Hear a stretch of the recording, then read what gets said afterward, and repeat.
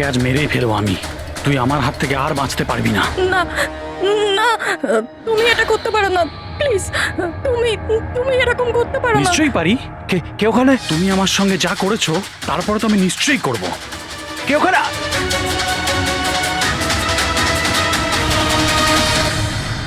বাঁচাও বাঁচাও, please please help, বাঁচাও। তুমি এটা করতে পারো না, প্লিজ। কেউ আছো? কেউ আছো? বাঁচাও, please please help, please please বাঁচাও। ওখানে কে আছে? প্লিজ হেল্প হেল্প, কেউ বাঁচাও আমাকে, প্লিজ। কেউ আছো? কেউ আছো? প্লিজ বাঁচাও আমাকে, প্লিজ হেল্প, কেউ আছো? শোনো শোনো, প্লিজ, লেগে যাবে আমার। এই কি করছো? এই তোমার হাতে ওটা কি? তুই নিজের কাজ কর। এই দেবো তোকে টাকা। ভাই তুমি এটা কি করছো? তোর মতো মেয়েরা না আমার কাছে ছেড়ে দাও, ছেড়ে দাও বললাম না, সর এখান থেকে। গান ছাড়, গান ছাড়, লেগে যাবে বলছি। গান ছাড়, গান ছাড়।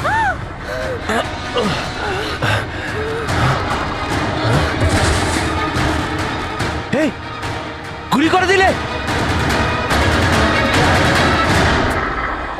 গুলি করে দিল।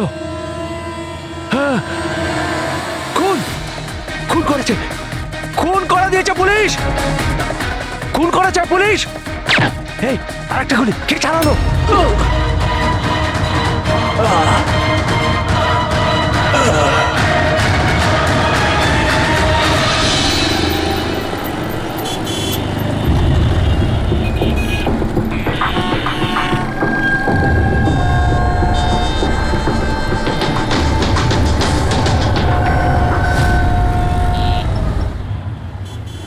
মাফ করবেন, খুন আপনি দেখেছেন? কিন্তু আপনি দেখলেন কি করে? বলতে চাইছি যে আপনি তো দেখতে পাই না, তাই তো। হ্যাঁ, ওই আর কি, মানে বলতে চাইছি আপনি দেখলেন কি করে খুন হতে? এইটার সাহায্যে। এটার সাহায্যে? কি এটা? এটা সেন্সর গ্লাভস। এতে সেন্সর ফিট করা আছে, যার থেকে অদৃশ্য তরঙ্গ বেরিয়ে যায়। ওই তরঙ্গের সামনে যা কিছু থাকে ওতে ধাক্কা খেয়ে ওগুলো ফিরে আসে। তাতে আমি জানতে পারি যে আমার সামনে কি হচ্ছে। মানে এক প্রকার এটা আপনার চোখের কাজ করে? হ্যাঁ, আপনি সেটা বলতে পারেন। আরে কিন্তু এটা এটা কি করে হতে পারে? হতে পারে। এক মিনিট, আপনি আপনি একজন মহিলা, আপনি চুল বেঁধে রেখেছেন। স্যার, এটা তো ইনি আন্দাজেই বলছেন। আর আপনি আপনি বেশ গোলগাল দেখতে, হেলদি ইয়াং বয়। এটা তো ভুল বলেননি, দিন দিন তো মোটা হচ্ছ। ওয়েট তো চেক করেছিলাম স্যার, একটু কমও দেখাচ্ছিল। আপনি বলছেন যে এই ডিভাইসের সাহায্যে আপনি দেখেছেন কাউকে খুন হতে? একটা মেয়ের খুন হয়েছে স্যার, তাকে গুলি করা হয়েছে, গুলি। কোথায়? আই মিন এখানেই কাছাকাছি? না, এখানে নয়, এই এই জায়গাটা একটু এবড়ো খেবড়ো। ওটা খুব স্মুথ ছিল, ওখানে সিঁড়িও ছিল না। আচ্ছা, আপনি ওই জায়গা থেকে এখানে কি করে এলেন? জানি না, ঘটনাস্থলে কেউ আমাকে এখানে পিছন থেকে মারলো, আর তারপর আর কিছু জানি না। চোখ খুলে দেখলাম আমি এখানে। সঞ্জীব বাবু, কাল রাতে কি হয়েছিল আপনি আপনি ডিটেলসে বলুন আমাদের। আসলে আমি কাজ থেকে ফিরছিলাম, আর তখন আমার অটোটা একটা সিগন্যালে দাঁড়ায়। হে হে, ওদিকে কি, ওদিকে কি কি? আরে ভেতর থেকে তুমি একটা মেয়ের চিৎকার শুনতে পেলে না? মেয়ের চিৎকার? কি বলছেন কি আপনি? ও, বের বললো। কি বলছেনটা কি আরে আপনি? আচ্ছা নাও, এটা তুমি রাখো রাখো। ঘটনাস্থলে আমি যখন পৌঁছলাম তখন দেখলাম যে একটা ছেলে আর একটা মেয়ে ছিল। ছেলেটার হাতে পিস্তল ছিল, গান। দুজনে ঝগড়া করছিল, ধস্তাধস্তি হচ্ছিল। খুন করেছে পুলিশ। এই আরেকটা গুলি। ব্যাস, যখন আমার চোখ খুললো তখন ওই ছেলেগুলো আমার গ্লাভস চুরি করবার চেষ্টা করেছিল আর আমি ওদের ধরে ফেলি।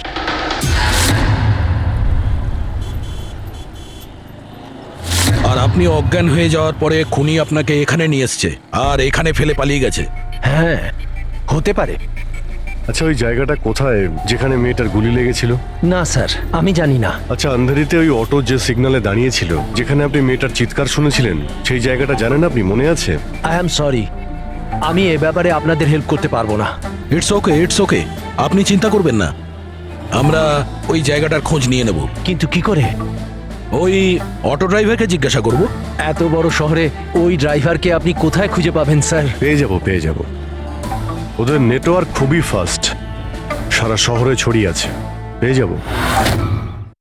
ওনার নাম, ঠিকানা বা অন্য কিছু জানেন আপনি?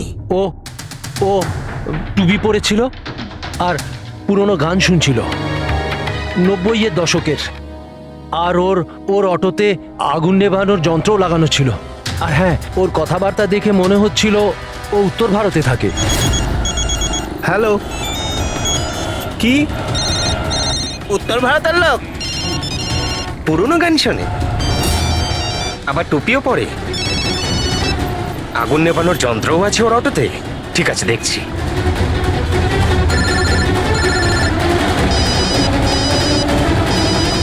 হ্যালো। হ্যালো রাজু, হ্যাঁ ভাই। সিআইডি অফিসারেরা একজন অটো চালককে খুঁজছে যে টুপি পরে আর ওর গাড়িতে নাকি একটা আগুন নেভানোর যন্ত্র লাগানো আছে। টুপি ঋষিদ হবে ভাই। হ্যাঁ রাজু বল। ঋষিদ, কাল রাতে কি আন্ধেরির কোনো সিগন্যালে ছিলিস? হ্যাঁ ছিলাম তো, বল। ওখানে কোনো প্যাসেঞ্জার নেমেছিল নাকি? হ্যাঁ, কিন্তু ও তো অন্ধ ছিল। কি হয়েছে নাকি বল? আরে ওর সাথে একটা দুর্ঘটনা ঘটে গেছে। সিআইডির লোকেদেরকে নিয়ে এসেছে, তোর সাথে দেখা করতে চায়। সিআইডি? সঞ্জীব বাবু, দেখে বলুন তো যে এই অটোওয়ালা কিনা। মনে পড়ছে কিছু আপনার? হ্যাঁ স্যার, ইনিই তো ছিলেন।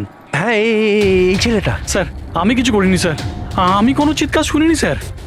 হ্যাঁ স্যার, ইনি চিৎকার শুনেছিলেন, কিন্তু আমার স্ত্রী অসুস্থ ছিল, আমার হসপিটাল যাওয়ার ছিল, তাই আমি ওনাকে ছেড়ে চলে গেছি। আরে ভয় পেও না, তোমায় কেউ কিচ্ছু বলবে না। তুমি বলো এই লোকটাকে তুমি কোথায় নামিয়েছিলে? এই তো এই সিগন্যালে ছেড়েছি স্যার। তারপর ওই সিগন্যাল থেকে কোন দিকে গিয়েছিলেন উনি? এই সামনের গলিটার মধ্যে স্যার। ঠিক আছে, তুমি যাও। Thank you very much, thank you. আসুন। আসুন সঞ্জীব বাবু। অটোওয়ালা আপনাকে এই গলির মধ্যে আসতে দেখেছিল।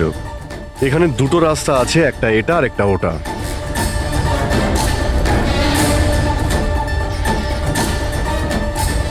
কিছু মনে পড়ছে আপনার কোথায় গিয়েছিলেন? সঞ্জীব বাবু, একটু মনে করে বলুন যে আপনি এর মধ্যে কোন গলিতে গেছিলেন?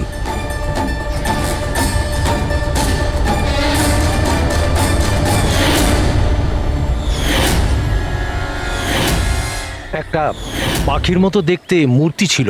চলো আমরা এখান থেকে শুরু করি। সামনে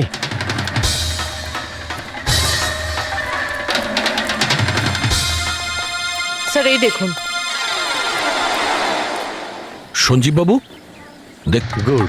এই যে এইটাই। আচ্ছা, এর পরে সঞ্জীব বাবু, এরপর মনে আছে আপনি কোথায় গিয়েছিলেন? 3টে গোল দেখতে পেয়েছিলাম। তোমরা ওই দিকটা দেখো, আমরা এদিকে যাচ্ছি।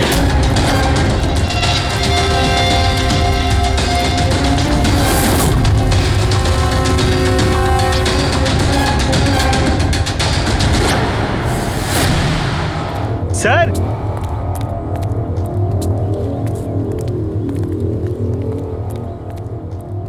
হ্যাঁ, এটা রাউন্ড শেপ, একটা নিচে আর একটা। এরপর এরপর এরপর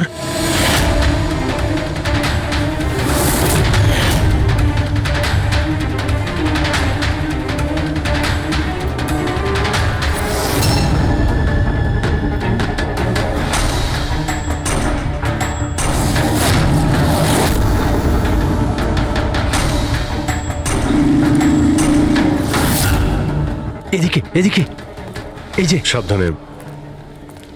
আরে স্যার, ঘুরে ফিরে সেখানেই চলে এলাম যেখান থেকে শুরু করেছিলাম।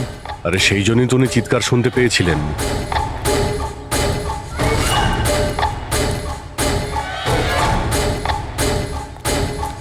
স্যার, এই জায়গাটা একেবারে জনবসতির মাঝখানে। তাহলে গুলি চলার আওয়াজ কেউ শুনতে পাইনি কেন?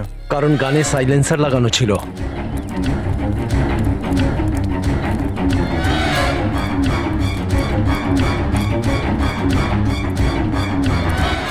আসুন, একটা স্টেপ আছে, সাবধানে।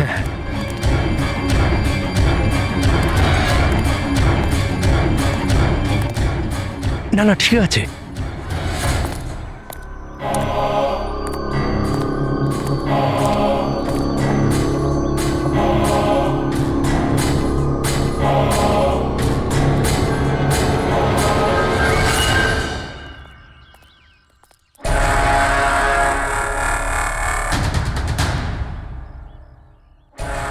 কি হলো? আপনারা দাঁড়িয়ে পড়লেন কেন? কি আছে? লাশ পেলেন? সঞ্জীব বাবু, আপনি বলেছিলেন গুলিটা কোনো মেয়ের লেগেছিল। হ্যাঁ হ্যাঁ, মেয়ের গায়ে লেগেছিল। আমি তাকে ছুঁয়ে দেখেছিলাম। ওর গুলি লেগেছিল, রক্ত বেরোচ্ছিল। কেন বলুন, কি হয়েছে? লাশ এখানে আছে, কিন্তু কোনো মেয়ের নয়, কোনো ছেলের। কি?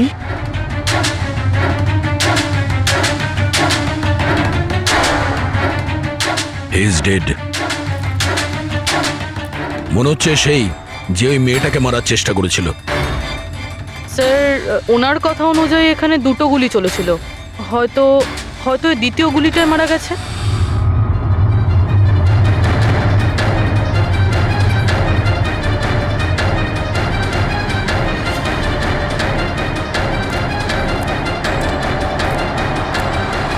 স্যার, স্যার এখানেও তো রক্ত পড়ে আছে। ওটা যদি ওর রক্ত না হয় তাহলে ওই মেয়েটার হতে পারে। গুলি তো ওর এখানেই লেগেছিল স্যার। যদি মেয়েটার এখানে গুলি লাগে তো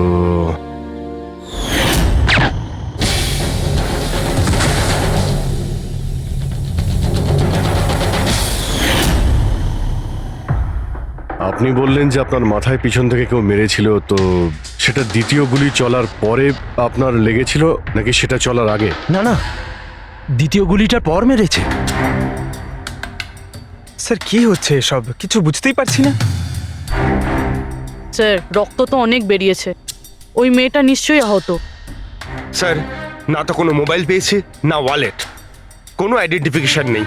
আর স্যার, ওর হাত আর আঙুলে যে চিহ্ন আছে সেগুলো দেখে মনে হচ্ছে কেউ যেন ঘড়ি আর আংটি চুরি করে নিয়েছে। আচ্ছা, এদের দুজনকে ছিনতাইয়ের উদ্দেশ্যে মারেনি তো? আগে এটা খোঁজ নিতে হবে যে মেয়েটা কোথায়। যদি আহত হয় কোনো হসপিটালে থাকবে, আর যদি মারা যায় তাহলে খুনি ও লাশ গুম করার চেষ্টায় রয়েছে। মিসিং পারসন ব্যুরোতে খোঁজ নিয়ে দেখো তো এর ব্যাপারে কিছু জানতে পারা যায় কিনা। বস, ক্রাইম স্পটে ওই জায়গাতে মাটির ওপর যে রক্ত পাওয়া গেছিল, ডিএনএ টেস্ট অনুসারে ওই রক্তটা কোনো মেয়ের। আসলে এই মেয়েটা ওই সময় ওখানে উপস্থিত ছিল না যখন তোমরা গেছিলে, কিন্তু ক্রাইম যখন হয়েছিল তখন ওই মেয়েটা নিশ্চয়ই ওখানে ছিল। আর স্যার, দুর্ঘটনার সময় রাত 11টা থেকে 1টার মধ্যে। ঠিকই তো আছে, সঞ্জীবও তো ওই সময় ছিল 11:30 নাগাদ। হ্যাঁ স্যার, আর সঞ্জীব বাবুকে অজ্ঞান অবস্থায় সেখানে রেখে দেয় যেখান থেকে আমরা ওনাকে পাই।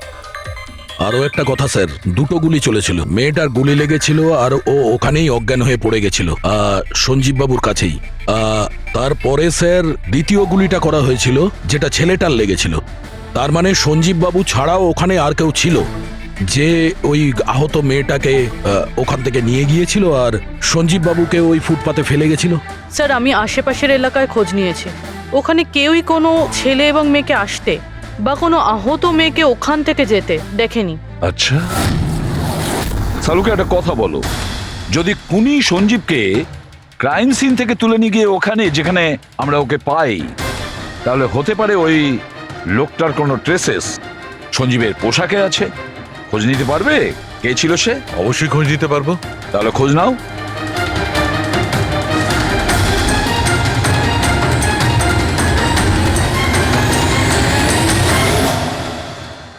স্যার, লাশ শনাক্ত করা গেছে। ওর নাম হলো অনিকেত স্যার, আর ওর বাড়ির লোকজনও হারিয়ে যাওয়ার রিপোর্ট লিখিয়েছিলেন। অনিকেত, দেখুন আপনার ভাই অনিকেতের বডি আমরা বন্ধ কারখানায় পেয়েছিলাম। আপনারা কি বলতে পারবেন উনি কেন এখানে এসেছিলেন? আপনার ভাইয়ের খুন হয়েছে। আশা করব আপনারা আমাদের কাছে কিছুই লুকোবেন না।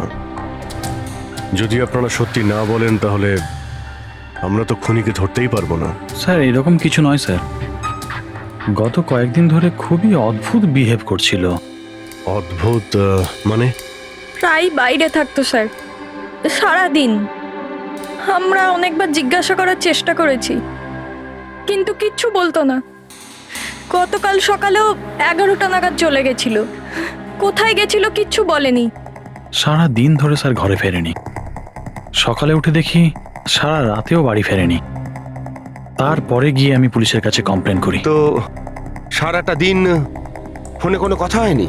স্যার আমি ওকে সারাদিন ধরে ফোনে কল করছিলাম, কিন্তু ফোনেই পাচ্ছিলাম না ওকে। এরকম কবে থেকে চলছিল? স্যার জানি না কবে থেকে। গত কয়েক বছর ধরে তো সিঙ্গাপুরেই ছিল। এই তো কিছু মাস আগেই ইন্ডিয়া এলো, তখন থেকেই এরকমই বিহেভ করছিল। সিঙ্গাপুরে কি কাজ করতেন ইনি? ওখানে হোটেলে জব করতো। এ বিবাহিত ছিল? না স্যার, বিবাহিত ছিল না। কোনো মেয়ের সাথে এর সম্পর্ক ছিল? কারণ মরার আগে ও কোনো মেয়ের সঙ্গে ঝগড়া করছিল। জানি না স্যার, আমরা কিছুই জানি না এর কোনো মহিলার সঙ্গে কোনো অ্যাফেয়ার বা বন্ধুত্ব আছে কিনা, কিছুই জানি না। স্যার স্যার এনাদের থেকে অনিকেতের নাম্বার নিয়ে আর কল রেকর্ডস চেক করি স্যার। তাতে জানতে পারি যে একটাও মেয়ের নাম্বার নেই স্যার, শুধু ছেলেদের সঙ্গেই কথা বলতো, আর বেশিরভাগই ওর সঙ্গে যারা কাজ করতো তাদের। আর স্যার মৃত্যুর আগেও ও কাউকে ফোন করেনি নিজের ফোন দিয়ে। কোনো মেয়ের নাম্বার পাওয়া যাচ্ছে না, এটা তো খুব অবাক কাণ্ড। স্যার খুবই সাদাসিধে লোক ছিল, শুধু নিজের কাজ নিয়েই ব্যস্ত থাকতো। ঠিক আছে, আপনারা যেতে পারেন। যদি দরকার হয় আপনাদের ডেকে নেব।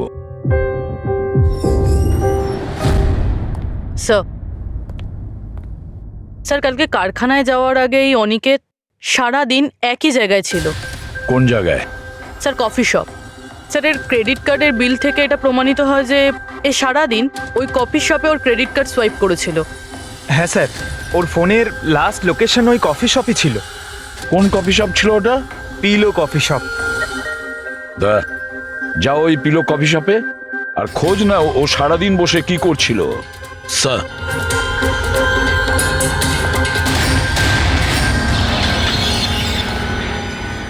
বস কি খবর নিয়ে এসেছো? এমন খবর এনেছি যেটা আমাদের কাছে খুব জরুরি। কি? এর পোশাকের মধ্যে আমি কয়েকটা আলাদা আলাদা ডিএনএ স্যাম্পল পেয়েছি। কিছু মানে? কিছু মানে 5 জন লোকের ডিএনএ স্যাম্পল পেয়েছি। 5? হ্যাঁ 5, আর এই 5 জনই মেয়ে। আর সঞ্জীবের জামা কাপড় থেকে আমরা 2 ধরনের ডিএনএ পেয়েছি, আর এই দুটো স্যাম্পল অনিকেতের জামা কাপড় থেকে পাওয়া স্যাম্পলের সঙ্গে ম্যাচ করে গেছে। মানে 5 জনের মধ্যে 2 জন যারা অনিকেতকে ছুঁয়েছিল, ওরা আবার সঞ্জীব বাবুকেও ছুঁয়েছিল। তার মানে অভিজিৎ এই পুরো কাজটা দুটো মেয়েই করেছে।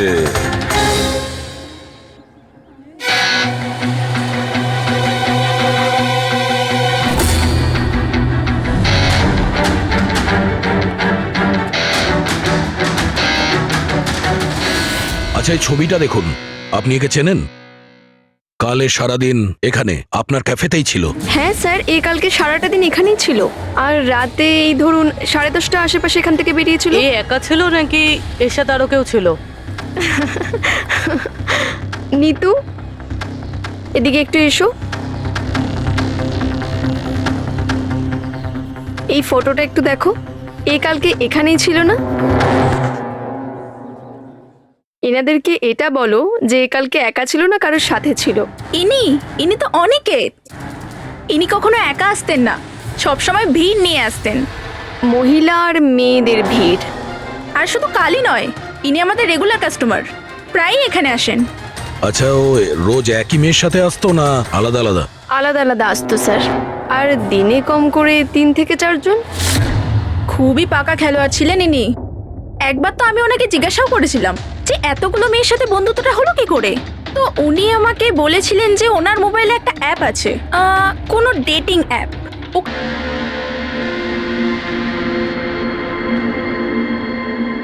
কিছু জানতে পেরেছো? হ্যাঁ স্যার, অনিকেতের ডেটিং অ্যাপের ব্যাপারে জানা গেছে। ওই অ্যাপটার নাম ম্যাচ আপ। Match up? এটা দুজনের সাথে বিয়ে দেওয়ার কোনো অ্যাপ নয় তো? হ্যাঁ স্যার, ওই রকমই কিছু। কিন্তু অনিকেত এই অ্যাপের ভুল ব্যবহার করেছে। ও এই অ্যাপের সাহায্যে এতগুলো মেয়ের সঙ্গে কন্ট্যাক্ট করেছে স্যার, আর ওদের সঙ্গে বন্ধুত্ব করেছে। আর মনে হচ্ছে বিয়েও কাউকেই করতে চায়নি, শুধুমাত্র টাইম পাস করছিল। এই অ্যাপে শুধুমাত্র চ্যাটিংই হয়, আর কারো নাম্বার এই অ্যাপে শো করে না স্যার। স্যার, আমরা অ্যাপ ডেভেলপ কোম্পানি থেকে 4টে মেয়ের ব্যাপারে খোঁজ নিয়েছি, অনিকেত যাদের খুব টাচে ছিল। ইনফ্যাক্ট মার্ডার হওয়ার দিনও ওদের সঙ্গেও ক্যাফেতে দেখা করেছিল। পুরবি কথা বলছে। প্রথম মেয়েটা হলো মোনা। হ্যাঁ, আমি দেখা করেছিলাম ওনার সাথে কফি শপে এই 4টে নাগাদ। কফি খেয়েছিলাম আর একটু কথাও বলেছিলাম আমরা।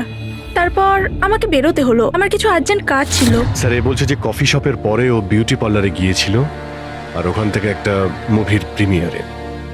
দ্বিতীয় জন হলো রূপালী। তাহলে বলো, তোমার কি বক্তব্য?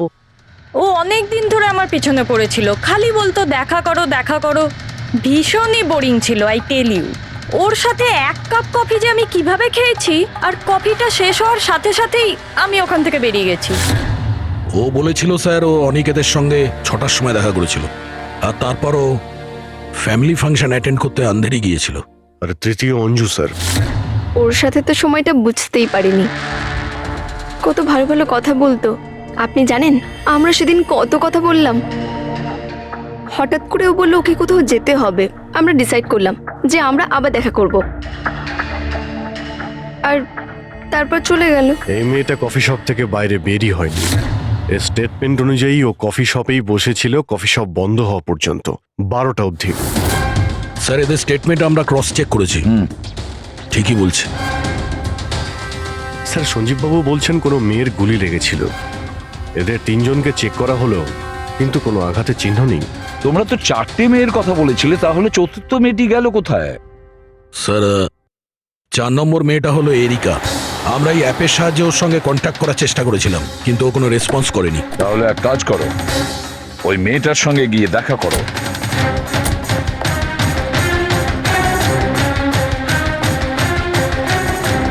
রজত, তাড়াতাড়ি রেডি হও। আর কত সময় নেবে? এতটা সময় তো মেয়েরাও নেয় না। আসছি বাবা, জাস্ট 2 মিনিট। Excuse me. হ্যাঁ বলুন, কাকে চাই? এরিকা। হ্যাঁ আমি, কিন্তু আপনারা? সিআইডি। সিআইডি? এসব কি? হ্যাঁ, কি হয়েছে স্যার? স্যার, কোনো প্রবলেম হয়েছে? আপনাকে আমরা মেসেজও করেছিলাম ম্যাচ আপ অ্যাপ থেকে। আপনাকে সিআইডি ব্যুরোতে আসতে বলেছিলাম, আপনি আসেননি, তো আমাদের আসতে হলো। Match up app? এটা কি? Dating app. Dating app? তুমি এই ডেটিং অ্যাপে কি করছো? হ্যাঁ, শোনো, ওনাদের কোনো ভুল হচ্ছে, আমি কোনো ডেটিং অ্যাপে নেই। সেটা কিভাবে হতে পারে? আপনার প্রোফাইল আছে, আপনার ডিসপ্লে পিকচার রয়েছে। শুনুন, আমি একজন বিবাহিতা, আমি কোনো ম্যারেজ সাইট বা ডেটিং অ্যাপে নেই। ইনি আমার হাজব্যান্ড রজত, আর আমি ওনার সাথে বিয়ে করে খুব হ্যাপি। আমার এসব করার কোনো প্রয়োজন নেই। ম্যাডাম, আপনি যদি সত্যি বলেন তাহলে এটা কি? আপনার প্রোফাইলে এই ডেটিং অ্যাপে কি করে? দেখুন, আমি সত্যি বলছি, আমি জানি না এটা কি। আমি এরকম কোনো প্রোফাইলই বানাইনি। তো আপনি এটা বলতে চাইছেন যে আপনার নামে কেউ ফেক আইডি বানিয়েছে? আচ্ছা, আপনি কোনো অনিকেত নামে কাউকে চেনেন? অনিকেত? এই লোকটা? না স্যার, আমি একে চিনি না। স্যার, কি করছেন আপনারা? কেন আমাদেরকে ডেকেছেন? আমরা আপনাদের বলিনি, কিন্তু অনিকেত, যার সঙ্গে আপনারা কফি শপে দেখা করেছিলেন, ওর খুন হয়ে গেছে ওই রাতেই। কিন্তু স্যার, আমরা ওকে কেন মারবো? আমরা তো ওকে ঠিকমতো চিনতামই না। ইনফ্যাক্ট এই ঘটনার কিছুদিন আগে তো ওর সাথে চ্যাট হয়েছিল আমার অ্যাপে। হ্যাঁ, আর ওই দিনই তো আমি প্রথমবার দেখা করেছিলাম ওর সাথে। আর আমার সাথে তো ওর সেরকম কোনো শত্রুতাও ছিল না। আর আমি তো ওই অ্যাপেই নেই, এমনকি আমি ওকে চিনিও না। ওই অ্যাপের প্রোফাইলে আপনার পার্সোনাল পিকচার ছিল, সেই পিকচার আপনার ফোন থেকেই নেওয়া হয়েছিল। কোনো স্ট্রেঞ্জারের কাছে আপনার ছবি কিভাবে আসবে? ম্যাম, আমি জানি না আমার ছবি কিভাবে ওর কাছে গেল। আমার ফোন কিছুদিন আগে হারিয়ে গিয়েছিল। ফোন চুরি হয়ে গেছে? কোথায়? স্যার ঠিক জানি না, মনে পড়ছে না। কোনো ব্যাপার না, আপনারা কিছুক্ষণের জন্য আমাদের সাথে কোঅপারেট করুন, আমরা জেনে যাব খুনিকে। ফ্রেডি,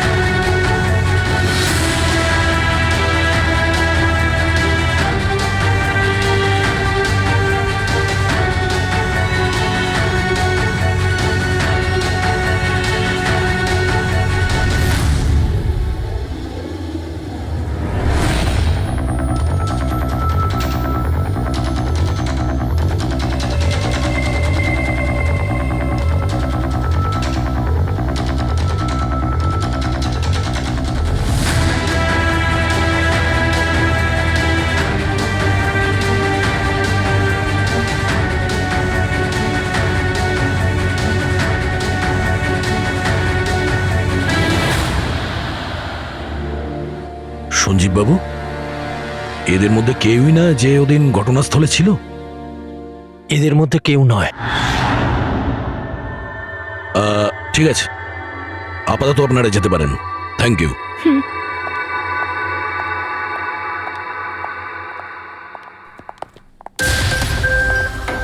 না স্যার, এদের মধ্যে তো কেউ না। স্যার বাকি তিনজনের মতন ওরও কোনো চোট নেই, কিন্তু কিন্তু ওই মেয়েটার আঘাত ছিল, চলার অবস্থাই ছিল না। কিন্তু সালুকে যে আমাকে বলল ও সঞ্জীবের পোশাকে যে ডিএনএ টেস্ট করেছিল তাতে তো দুটো মহিলার ট্রেসেস পাওয়া গেছে। ঠিক আছে, কিন্তু একজন আহত হতে পারে, আরেকজন সেও তো ওই চারজনের মধ্যে একজন হতে পারে। স্যার এই চারজনের জল খাওয়ার গ্লাসগুলো ফরেন্সিকে পাঠিয়ে দিয়েছি, রিপোর্ট আসবে। স্যার, হ্যাঁ স্যার ওই দুটো মেয়ের ডিএনএ এই চারজনের সঙ্গে ম্যাচ করেনি। কি ম্যাচ হচ্ছে না? তাহলে মেয়ে দুটোকে পাবো কি করে? এক মিনিট। কি হলো সঞ্জীব?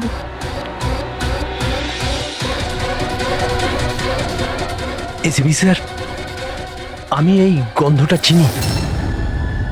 গন্ধ? আমার আফটার শেভ মনে হয় স্যার। না, এটা ওই গন্ধ যেটা আমি ঘটনাস্থলে পেয়েছিলাম, একদম ওটার মতো। কফি আর চা?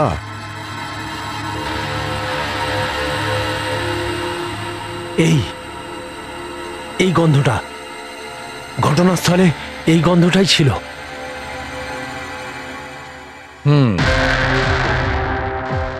আর আমি পঙ্কজের জামার হাতার ওপরে কফির দাগ পেয়েছি। হ্যাঁ স্যার, ওই সকালে কফি বানাচ্ছিলাম না, তাই একটু পড়ে গেছিল। তার মানে ডক্টর সালুকে ওই ক্রাইম সিনে কফি আর চায়ের মিশ্রিত একটা গন্ধ ছিল। ক্রাইম সিনে না খুনির কাছে? চা আর কফির মিশ্রিত কোনো স্মেল তখনই আসে যখন সে বারবার চা আর কফি বানায়, যেমন কোনো কুক বা কেউ কফি শপে কাজ করলে, যেমন পিলো কফিতে। পুরোপুরি একটা কাজ করো, এরিকাকে জিজ্ঞেস করো যে ওর ফোন পিলো কফি শপের আশেপাশে হারিয়েছিল কিনা।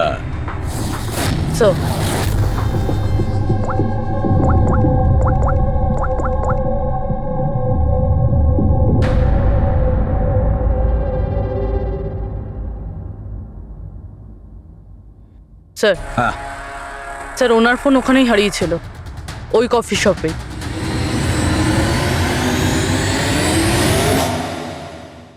এই মেয়েটা এখানে প্রায়ই আসে না? হ্যাঁ, এনাকে দেখেছি তো এখানে। এর ফোনটা হারিয়ে গেছে।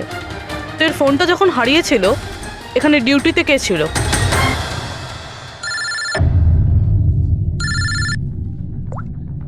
হ্যালো, হ্যাঁ ফ্রেডি। ও গুড, ঠিক আছে, আমরা এক্ষুনি ওখানে পৌঁছচ্ছি। পুরবি, স্যার ফ্রেডির ফোন ছিল। ওই হসপিটালটার খোঁজ পাওয়া গেছে যেখানে ওই আহত মেয়েটা ভর্তি আছে। স্যার ওই মহিলাই যে অনিকেতের খুন করেছিল? হ্যাঁ ওই মেয়েটা। আমাদের এক্ষুনি ওখানে যেতে হবে। স্যার আমাদের এখন বেরোতে হবে, কিন্তু যতক্ষণ অবধি জিজ্ঞাসাবাদ কমপ্লিট না হচ্ছে কেউ কফি শপ থেকে বেরোবে না।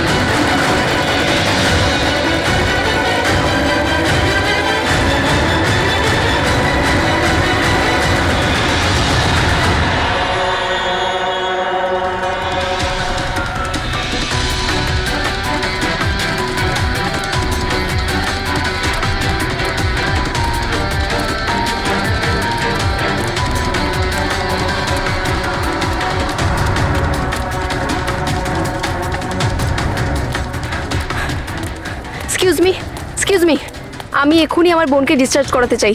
আপনি এক্ষুনি ডিসচার্জ পেপার তৈরি করুন, তাড়াতাড়ি। ডিসচার্জ? কিন্তু উনি তো এখনো কোমায়। দেখুন, আমার এসব জেনে কোনো কাজ নেই, আমাদের এক্ষুনি এখান থেকে বেরোতে হবে। আপনি তাড়াতাড়ি করুন প্লিজ। এভাবে কি করে ডিসচার্জ করে দিই? ওনার প্রাণের থেকেও কি এমন বেশি জরুরি? দেখুন, আমার এত তর্ক করার কোনো সময় নেই, আপনি আমার সঙ্গে তর্ক করবেন না। তাড়াতাড়ি করুন প্লিজ, যেটা বললাম সেটা করুন।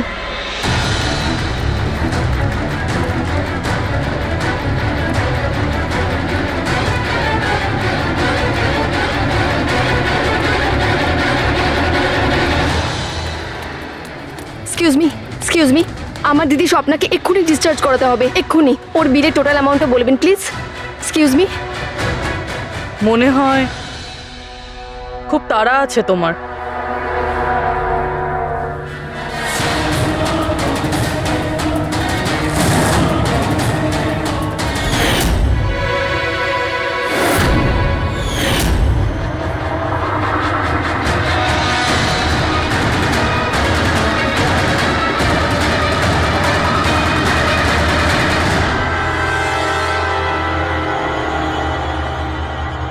ক্যাফেতে ওই ফোন কলটা, ওটা আমাদেরই প্ল্যান ছিল। আমরা এটাই দেখতে চাইছিলাম যে ওই আহত মেয়েটার মিথ্যে খবরের জালে কে ফাঁসে। আর তুমি ফেসে গেলে। এটাও ভাবলে না যে সিআইডি তোমাকে ফলো করছে? তুমি নিজেই আমাদের এখানে নিয়ে এসেছো, আর তাই পালিয়ে কোনো লাভ নেই। সেই জন্য তোমার জন্য এটাই ভালো হবে, নিজের অপরাধ স্বীকার করে নাও।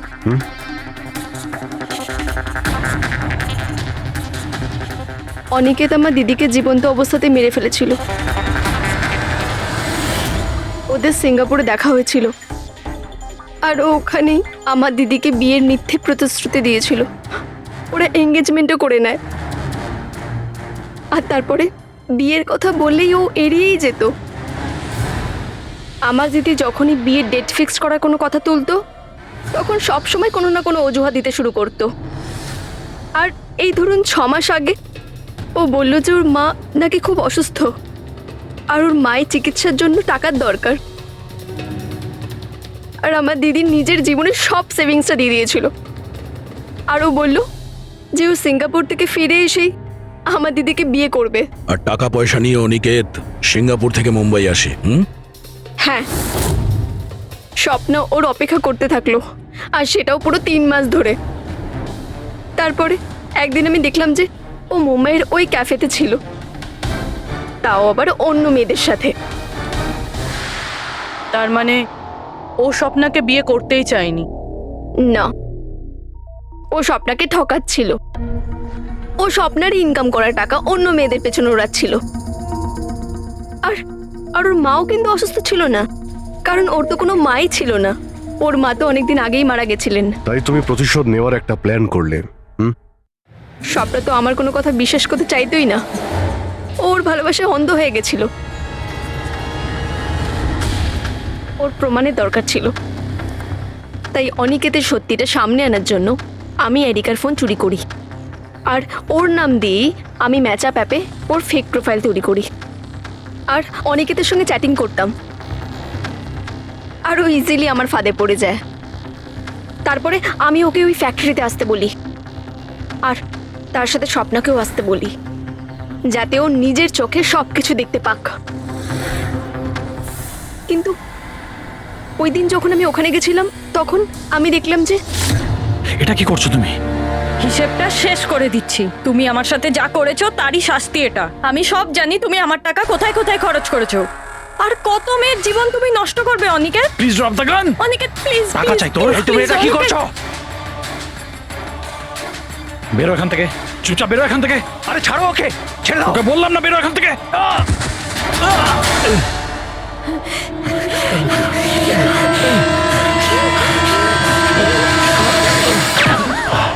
এই, গুলি করে দিলে, গুলি করে দিল।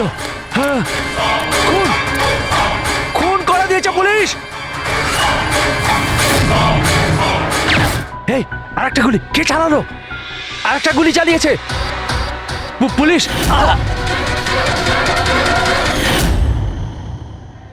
তুমি জানো, অনিকেতের লাশ পর্যন্ত আমাদের ওই সঞ্জীব বাবু পৌঁছে দিয়েছিলেন।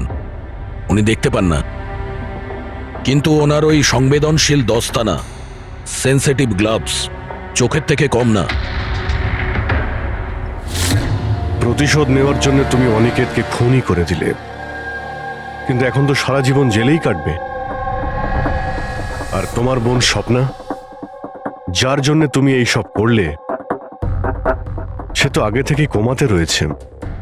আর যেদিনও কোমা থেকে ঠিক হবে, সেদিন তোমার কাছেই যাবে, জেলের গড়া